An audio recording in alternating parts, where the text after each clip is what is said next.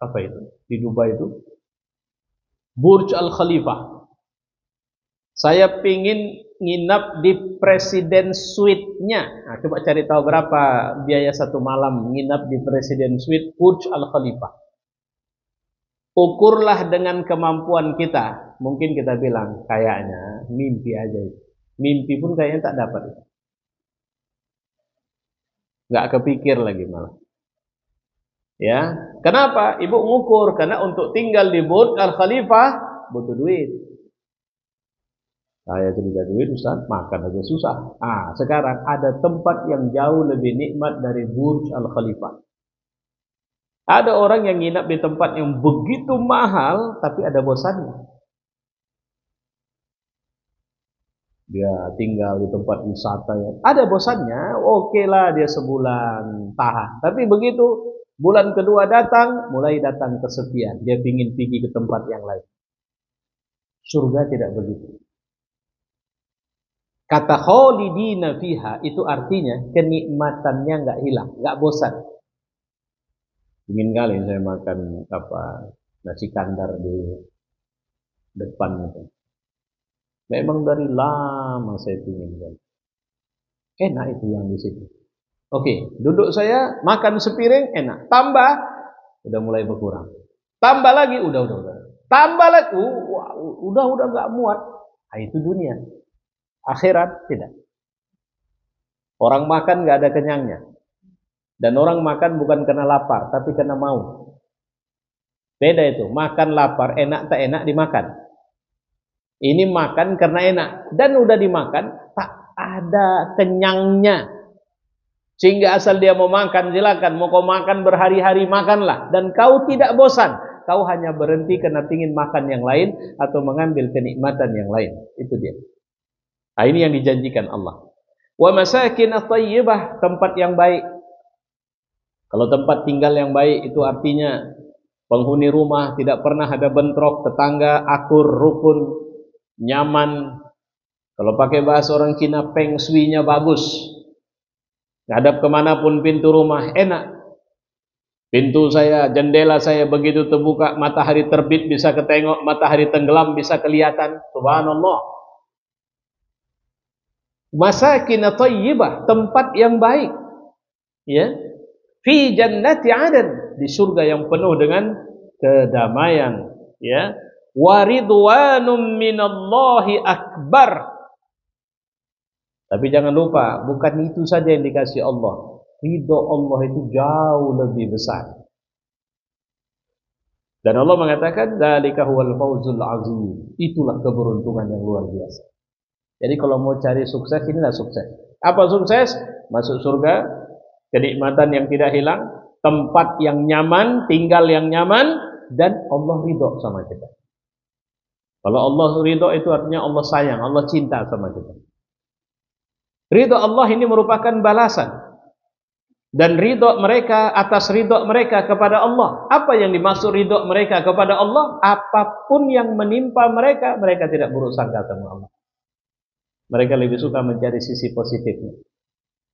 Allah tidak mungkin kasih peristiwa apapun yang menimpa negeri kita ini kecuali pasti ada sesuatu yang sedang Allah persiapkan agar kita lebih baik. Sayangnya memang di negeri ini belum ketemu solusi agamanya. Belum. Ya. Apa maksud arti kata ridho? Ridho itu lawan dari benci. Dalam sebuah hadis disebut Allahumma a'udzu biridhaka min sakhatik. Wahai Tuhan, aku berlindung dengan ridhomu dari bahaya murkamu. Coba bayangkan kalau gubernur Sumatera Utara nggak suka sama kita, atau wali kota Medan tak suka sama kita, atau camat tak suka sama kita, atau lurah tak suka sama kita, dan kita tinggal di tempat dia berkuasa. Enak nggak tinggal di tempat yang penguasanya nggak suka sama kita? Kalau penguasa dunia dan akhirat tak suka sama kita, enak nggak hidup? Cuma kita lupa bahwa Allah itu penguasa akhirat. Kita tak peduli. Makanya berlindunglah kepada Allah dari marah dia. Bagaimana caranya? Dengan ridhonya. Artinya sebenarnya kalau mau dipahami hadis ini, menceritakan kita butuh cinta dari Allah. Tuhan, cintailah aku. Arti kata cintailah aku, Ustaz, saya dosa banyak. Apa mungkin saya minta cinta sama Allah? Mungkin. Apa yang bisa menenteramkan saya untuk menunjukkan bahwa Allah masih mungkin mencintai saya? Masih bernafas sibuk kan? Masih, Ustaz. Nah, itu tanda peluangnya masih ada. Kalau udah tak bernapas lagi, udah tak ada peluang. Jadi seorang kalaupun melakukan kemaksiatan yang paling maksiat sekalipun, tapi masih dikasih hidup, sampai besok, sampai lusa, itu tanda Allah masih kasih peluang. Nah, itu yang harus dipahami itu. Syekhul Islam Ibnu Taimiyah berkata, barang siapa senantiasa menunaikan apa yang diridhai Allah, apa yang diridhai Allah, melaksanakan perintahnya, menjauhi larangannya, terlebih jika menunaikan kewajiban serta sunnah-sunnahnya, maka Allah akan ridha kepadanya. Kalau Allah sudah ridha kepadanya, maka jadilah matanya, dengan matanya Allah melihat. Jadi dia melihat, jadi Allah hadir di matanya, Allah hadir di telinganya. Ini mohon maaf, sebutan saya terhadap hadis tadi, mafhumnya mungkin salah itu. Allah menjadi tangan baginya, Allah menjadi kaki baginya, Allah menjadi mata baginya, Allah menjadi mulut baginya. Kalau Allah sudah hadir di mulutnya, apa artinya? Dia tidak akan pernah mengucapkan kata-kata yang kotor. Allah ada di hatinya. Dia tidak pernah buruk sangka, dia tidak pernah menyimpan dendam, dia tidak pernah menyimpan benci, dengki, marah, tidak. Itu yang terjadi pada Nabi Muhammad. Dia tidak pernah benci umatnya, walaupun umatnya itu pernah mencaci makinya, menyakitinya, memeranginya, ingin membunuhnya. Abu Sufyan itu ingin bunuh Nabi dulu, tapi begitu dia masuk Islam, tak ada kebencian pada Nabi. Tidak sedih dengan apa yang hilang, tidak gembira habis-habisan dengan apa yang datang. Apalah untungnya ada sama kita kalau tidak memberi manfaat ketaatan kepada Allah. Itu kemarin ada pelajaran dari beberapa orang yang rumahnya dijarah orang, walaupun penjarahnya tentu tidak benar. Tapi kenapa mereka dijarah? Ya, salah satunya itu teguran dari Allah. Apalah untungnya kau pamer-pamerkan jammu harga sekian, mobilmu harga sekian, rumahmu harga sekian, kamarmu begini. Apalah untungnya rupanya. Nah, kira-kira begitu teguran dari Allah. Kalau tidak membuat kau lebih taat kepadaku, kau lebih tunduk kepadaku, dan itu menjauhkan kau dari aku, bagus ku ambil itu. Dan ternyata Allah cara mengambilnya tidak sulit. Gak kepikir itu, sehari sebelumnya pun gak kepikir sama orang itu bahwa rumahnya bakal dijarah itu. Dan Masya Allah tidak butuh waktu berhari-hari, hanya butuh waktu beberapa menit saja, ludes, habis. Tanpa harus terbakar, tanpa harus ada gempa, tanpa harus ada kehancuran, tidak. Tapi Allah biarkan orang-orang datang menjarahnya. Nah, itu contoh. Begitu pula orang yang senantiasa menjalankan apa yang dicintai Allah, maka ia pun akan mencintainya. Sebagaimana disebutkan dalam Nabi, Allah berfirman, siapa yang memusuhi waliku, maka aku umumkan perang kepadanya. Dan hambaku tidak bisa mendekatkan diri kepadaku dengan sesuatu yang lebih aku cintai daripada yang telah aku wajibkan. Jika hambaku terus mendekatkan diri kepadaku dengan amal sunnah, maka aku mencintai dia. Jika aku sudah mencintainya, maka akulah pendengarannya yang ia jadikan untuk mendengar, pandangannya yang dia jadikan untuk memandang, tangannya yang ia jadikan untuk memukul, kakinya yang dia jadikan untuk berjalan. Jika ia meminta kepadaku, pasti kuberi. Dan jika meminta perlindungan kepadaku, pasti kulindungi. Dan jika aku tidak ragu untuk melakukan sesuatu yang aku menjadi pelakunya sendiri, sebagaimana keraguanku untuk membuat seorang mukmin yang ia khawatir terhadap kematian, dan aku sendiri khawatir ia merasakan kepedihan sakitnya. Artinya apa? Kalau seorang sudah taat kepadaku, sudah ridho kepadaku, aku jadi backing dia. Nah, itu kira-kira kesimpulan hadisnya. Ya, ridho ada dua macam. Ridho mengerjakan apa yang diperintahkan dan meninggalkan apa yang dilarang. Termasuk di dalamnya apa yang dibolehkan Allah, selagi tidak menerjang larangan.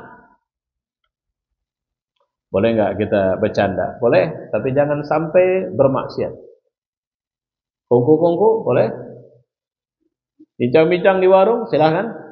Senang-senang boleh, tapi jangan sampai bermaksiat. Nah, itu yang harus digarisbawahi. Ya. Ridho jenis ini hukumnya wajib. Jadi memaksa diri untuk ridho itu gimana? Kuatkan iman. Ustaz, saya awam sekali. Saya tak pandai belajar banyak. Apa yang harus saya buat agar kuat iman saya? Baik sangka sama Allah. Sesuatu yang hatimu tidak suka, bersabar. Sesuatu hatimu yang suka, bersyukur. Selesai. Dan itu tidak mudah. Ngomongnya enak itu. Berapa banyak orang dikasih kekayaan, dia minta, ya Allah beri aku kekayaan, tapi lupa syukur. Berapa banyak orang ditimpakan kesusahan, dia kira Tuhan sedang jauh dari dia. Tidak, Allah sedang dekat kepadamu. Dalam satu hadis Nabi mengatakan, Muhammad, aku lapar, kenapa tidak kau kasih makan? Aku haus, kenapa tidak kau kasih minum? Aku sakit, kenapa tidak kau kunjungi? Kapan kau lapar? Kapan kau haus? Kapan kau sakit? Ya Allah, ketika ada orang kelaparan, ketika ada orang kehausan, ketika ada orang sakit, aku berada di tengah mereka. Artinya, jangan kau merasa Allah sedang jauh darimu. Kau sedang mengalami situasi buruk dalam hidupmu. Gak enak, makan obat itu gak enak. Pahit. Mayoritas obat itu pahit. Orang patah tulang pergi ke ken-ken. Apa yang dibuat? Makin sakit, tapi sembuh. Patah-patah, oh ya mari sini katanya. Pak, dipatahkannya lagi. Nah baru diluruskan, Allah ampun menjerit menggelupur. Tapi habis itu dia sembuh. Kadang-kadang memang Allah uji kita dengan kesulitan-kesulitan itu, kesakitan-kesakitan itu, hanya untuk mengetes kita. Masih percaya enggak kau sama aku? Jangan kau pikir aku tidak sayang sama kau. Sayang. Cuma aku perlu tahu kau layak enggak dapat ini. Kau layak enggak dapat ini. Kau layak enggak dapat ini. Masya Allah. Ya. Kedua, ridho terhadap musibah. Seperti kemiskinan, sakit dan terhina. Ridho ini hukumnya dianjurkan menurut salah satu dari dua pendapat ulama, bukan wajib. Ada yang berpendapat hukumnya wajib. Pendapat yang sahih mengatakan bahwa yang wajib adalah bersabar. Sebagaimana ungkapan Hasan, ridho adalah insting, sedang sabar adalah pegangan orang mukmin. Dalam satu hadis diriwayatkan dari Ibnu Abbas, Rasulullah bersabda, jika engkau mengerjakan sesuatu dengan ridho beserta yakin, lakukanlah. Namun jika tidak mampu, maka bersabarlah akan sesuatu yang tidak kau sukai, karena itu lebih baik untukmu. Kalau kita yakin Allah mencintai kita, kira-kira Allah akan merusak kita enggak? Anak saya minta sesuatu sama saya, tak saya kasih. Pujuknya tak peduli saya. Tapi pikiran saya kerja, kapan ini saya kasih contoh?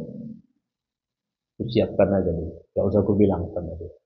Kenapa tak saya kasih sekarang? Aku rasa tak cocok.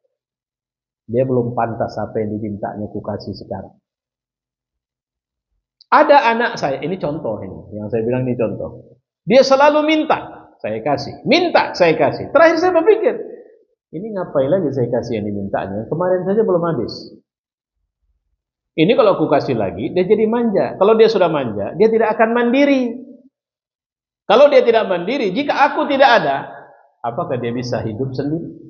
Wah, ini nggak boleh. Aku harus hajari dia mandiri. Nah, itu. Allah jauh lebih ngerti kita ketimbang kita. Terkadang diujinya kita dengan berbagai masalah karena dia ingin lihat kita ini kualitasnya kayak mana. Bisa ridho enggak? Ya.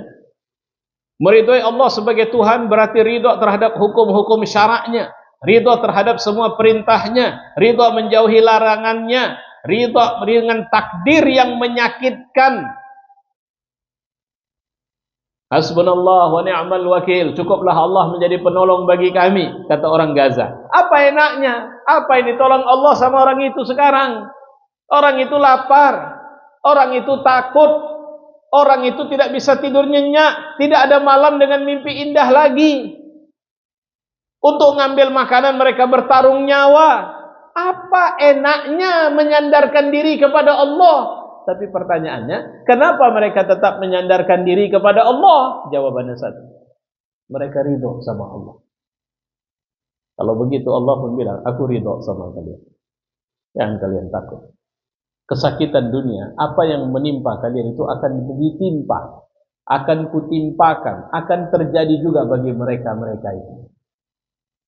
Bagaimana caranya? Kehinaan. Hari ini lihatlah bagaimana Israel di muka bumi dihinakan Allah. Kemana mereka berkunjung, masuk restoran, diusir. Bertingkah di pesawat, diturunkan. Itu berita-berita yang kita lihat itu. Tak perlu kau datang kemari. Nah, diusir oleh masyarakat. Walaupun pemerintah di negara itu masih mendukung mereka. Itu yang harus kita pahami. Jangan kalian takut. Aku Tuhan, kata Allah.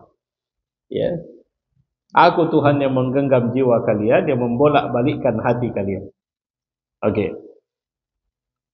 Ridho adalah pintu yakin terbesar serta kebun penghambaan yang hijau. Ia tempat naungan kasih sayang serta pintu meraih ridho Allah. Radhiyallahu anhum wa radu'an. Dzalika huwal fawzul azim. Ini ayat yang kita baca tadi. Ridho dapat mengusir kegundahan dan kekalutan. Kalau sudah ridho, berat memang masalahnya, tapi saya yakin Allah tidak jauh dari saya dan saya tidak sedang menjauh dari Allah. Pasti Allah sedang merencanakan kebaikan untuk saya. Alhamdulillah, alhamdulillah, alhamdulillah. Kuatkan zikir sama Allah. Ia adalah obat keraguan dan kebimbangan. Sebab orang yang ridho dengan menerima hikmah, membenarkan dengan syarak, senantiasa bersikap lembut dan tenang karena benar dalam memilih. Siapa yang masuk rumah ridho, dia akan aman. Siapa yang menghadap Ka'bahnya, maka tunduk. Siapa yang salat dalam mihrab ridha, maka ia adalah orang yang sabar dan menyerahkan diri. Ibnul Jauzi mengatakan, ridha merupakan salah satu buah ma'rifat. Jika seorang telah mengenal Allah, dia akan ridha dengan ketentuan Allah. Dan terkadang dalam ketentuan Allah terkandung kepahitan. Diambilnya orang yang kita cinta. Saya terus terang, saya kan dalam ujian juga. Saya sedang dalam ujian. Lulus saya, kayaknya belum lulus ini, masih sedang berproses. Semoga Allah kasih kekuatan, kemudahan saya bisa lulus. Saya belum bisa bayangkan saya berpisah dengan istri saya. Nah, anak-anak saya banyak, tapi kebayang saya satu meninggal misalnya, belum, nggak bisa saya bayangkan. Kalau sering saya bilang, kelemahan saya adalah keluarga saya. Sering saya bilang, salah satu yang juga akan membuat goncangnya saya adalah ketika Allah cabut amanah. Nauzubillah, ya Allah, jangan terjadi.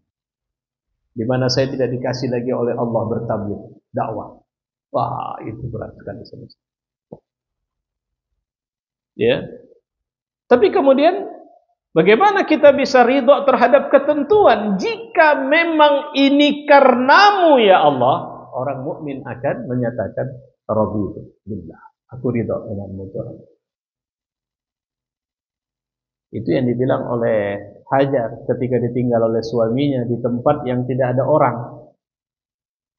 Tawakkaltu 'ala Allah. Tuhan tidak mungkin akan menyia-nyiakan aku. Walaupun dia tahu tak ada suaminya di situ. Jangankan suami, orang lain juga tidak ada di situ. Kampung nggak ada, orang tidak ada, binatang tidak ada. Dia tinggal di tempat yang sama sekali tidak ada kehidupan. Inni askantu min dzurriyyati biwadin ghairi dzi zar'in, kata Nabi Ibrahim.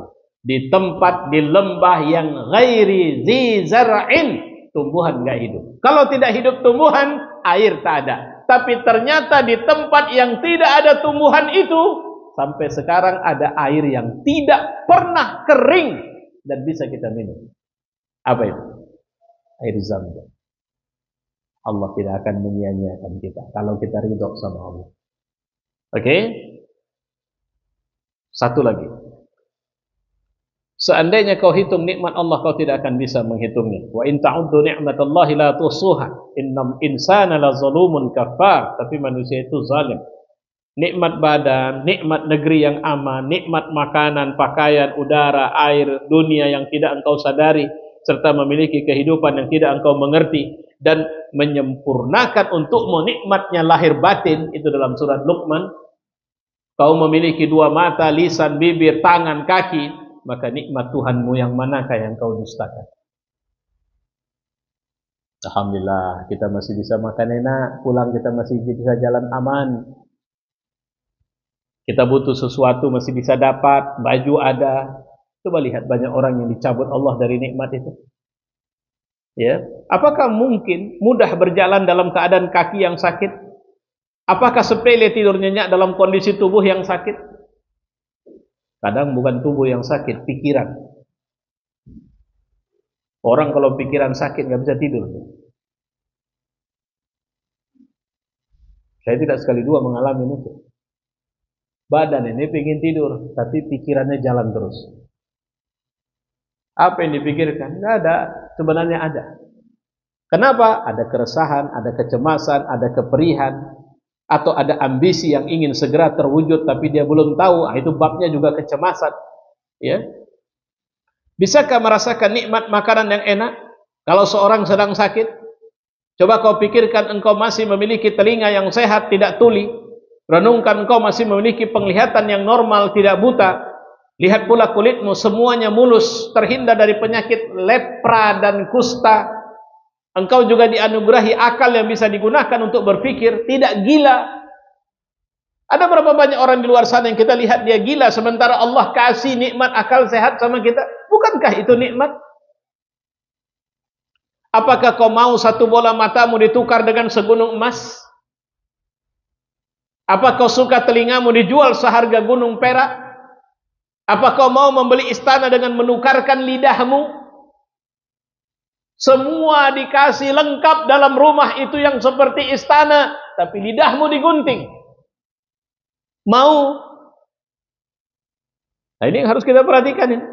Sehingga menjadi bisu. Apa engkau mau menukarkan kedua tanganmu dengan permata dan yakut sehingga tidak lagi memiliki tangan? Sungguh engkau dalam limpahan kenikmatan tapi kau tidak sadar. Engkau sering mengeluh kesusahan padahal engkau masih bisa menikmati roti enak, air segar, tidur nyenyak, tubuh yang sehat. Engkau sering memikirkan apa yang tidak ada tapi tidak mensyukuri apa yang ada. Yang sering membuat kita stres kan apa yang tak ada. Yang ada tak disyukuri. Salah satu di antara kelemahan dan kekurangan makan nasi umat itulah dia. Udah dikasih nasi stres. Kenapa? Karena nasi umat beda, masing-masing bungkus berbeda. Ada yang dipikir karena besar bungkusannya, dia kira enak isinya. Rupanya cuma telur sebiji rebus sama sambal sedikit. Sementara satu bungkusan kawan, kecil tapi ada rendang, ada teri sambal. Sehingga dia makan yang dipikirkan piring orang. Gak akan nyaman makan begitu. Masya Allah, saya pernah dapat pelajaran Bu.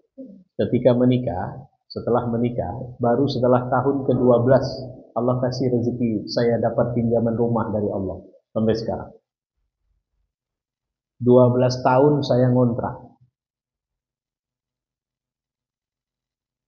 Saya mulai tidak tenang ketika anak, istri, mertua, orang tua mulai ribut. Kapan kau bisa beli rumah?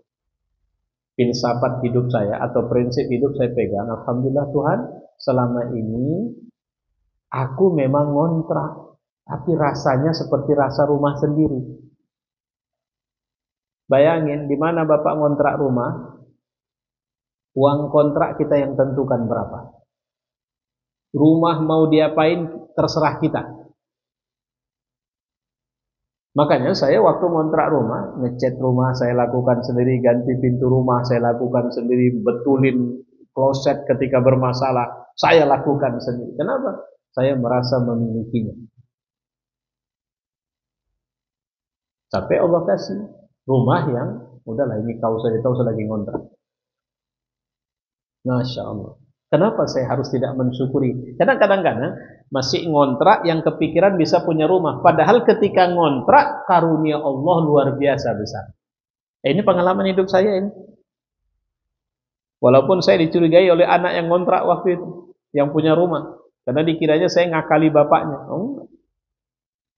Saya bertanya, Pak, berapa ini? Terserah Ustaz. Ya kan bapak yang apa? Ya terserah Ustaz. Pokoknya suka Ustaz mau kasih berapa. Terakhir yang naikkan kontrakan ya saya. Karena saya rasa nggak wajar saya ngontrak sekian. Udah Pak, saya naikkan ya Pak. Ya terserah Ustaz. Masya Allah. Ya.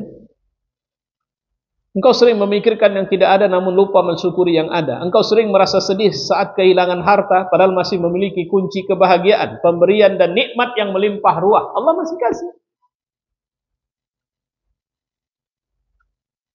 Ya. Coba berfikir dan syukuri.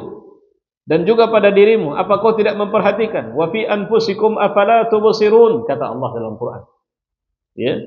Renungi dirimu, keluargamu, rumahmu, pekerjaanmu, keseharianmu, teman-temanmu, semua masih ada di sekelilingmu. Mereka tidak hilang. Kenapa kau pikirkan yang bukan temanmu, bukan keluargamu, bukan hartamu? Stres sibuk gara-gara mikirin harta Ahmad Sorbi enak kali. Padahal kalau aku yang dapat jam itu, tak akan kupulangkan itu. Tunggu 2 tahun pun nggak apa, baru ku jual. Ini bodoh kalau saya pulangkan. Kenapa ibu yang stres? Nah itu sering kali kan kita gitu, ngurusin orang yang urusan kita tidak selesai. Ya, mereka mengetahui nikmat Allah, kemudian mereka mengingkarinya. Kebanyakan mereka orang-orang kafir. Ini disebut dalam surah An-Nahl ayat 83. Nah, Bapak Ibu yang mulia, ini hanya sekedar tazkirah untuk kita semua. Ya, mudah-mudahan Allah memberi keberkahan. Ini saya kutip dari buku Syekh Mahmud Al-Misri dengan judul, kalau bahasa Indonesia, Ensiklopedia Akhlak Rasulullah, atau dalam bahasa Arabnya Mausu'ah min Akhlak Rasulullah sallallahu alaihi wasallam. Ensiklopedia Akhlak Rasulullah sallallahu alaihi wasallam. Oke, silakan kalau ada pertanyaan.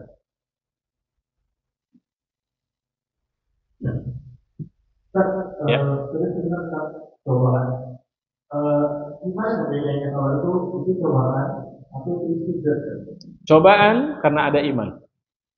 Kalau nggak ada iman itu istidraj. Titik, selesai. Ngerti? Karena dia beriman, dia tidak bermaksiat, dia taat sama Allah. Tapi kemudian dia mengalami sesuatu yang tidak disukainya. Maka peristiwa itu adalah cobaan. Allah tidak akan mencoba kecuali karena cinta. Nggak mungkin orang bermaksiat dicoba Allah. Karena Allah tidak cinta sama orang itu. Siapa yang sedang dicoba Allah? Masyarakat di Gaza. Kenapa? Mereka beriman kepada Allah. Mereka tidak mengurangi keyakinan mereka kepada Allah. Mereka percaya kepada Allah. Mereka tetap sholat di saat rumah dan masjid mereka dihancurkan. Maka apa yang terjadi sama mereka? Cobaan. Ada orang korupsi ketangkap, pakai baju orange keluar, wawancarain terus dia bilang, saya mohon kepada seluruh bangsa Indonesia untuk mendoakan saya agar bisa tabah menghadapi cobaan ini. Cobaan apa? Prek. Enak aja kau bilang itu cobaan. Itu adalah peringatan. Istidraj itu apa? Tidak ada, tidak taat, rajin maksiat, rezeki berlimpah, sehat terus, pergaulan bagus, usaha sukses. Itu istidraj. Biasanya kalau istidraj itu tadi, mohon maaf, kalau kau punya harta lebih sering kau pamerkan ketimbang kau manfaatkan atau kau pakai, itu pertanda Allah sedang muak nengok kau. Mohon maaf, itu yang terjadi bagi Ahmad Sahroni supaya dia bisa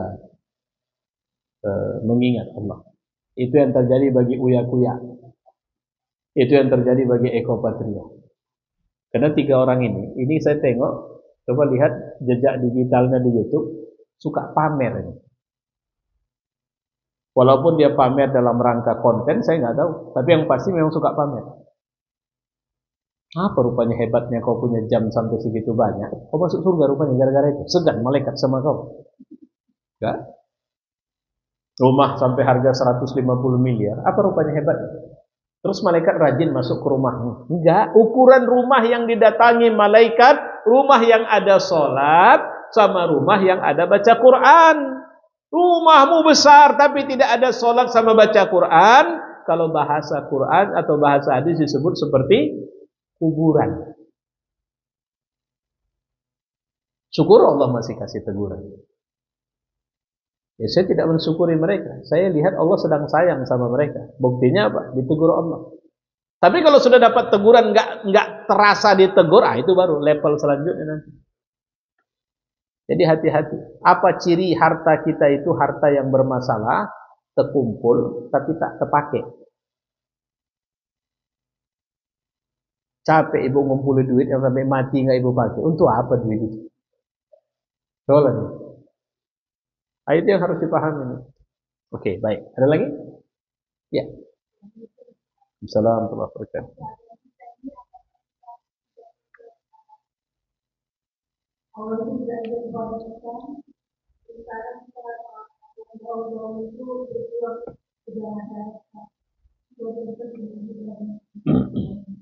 Apa yang terjadi sama kita, tanda Allah masih sayang sama kita, karena terus-menerus dapat peringatan. Apa ciri, kenapa ini semua bisa terjadi? Salah satunya hilang amar ma'ruf nahi munkar. Kenapa hilang amar ma'ruf nahi munkar? Karena peran ulama sudah bergeser. Dari pembimbing umat menjadi artis umat.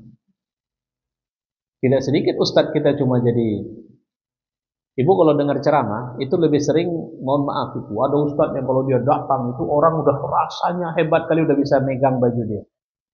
Salaman sama dia, apalagi ada foto. Itu artis. Terlepas dari ustadz itu sebenarnya tidak mau jadi artis, tapi umat ini sedang berpenyakit. Kita sedang berpenyakit yang tidak ketemu obat. Pemimpin kita mayoritas brengsek. Sekarang seragam itu seluruh Indonesia bicara, kami siap menampung, kami siap introspeksi, kami mohon maaf, kami akan melakukan reformasi besar di tubuh kami. Wah, anggota-anggota dewan menunjukkan video foto. Kenapa? Karena mereka menerima demonstran, duduk bersama demonstran.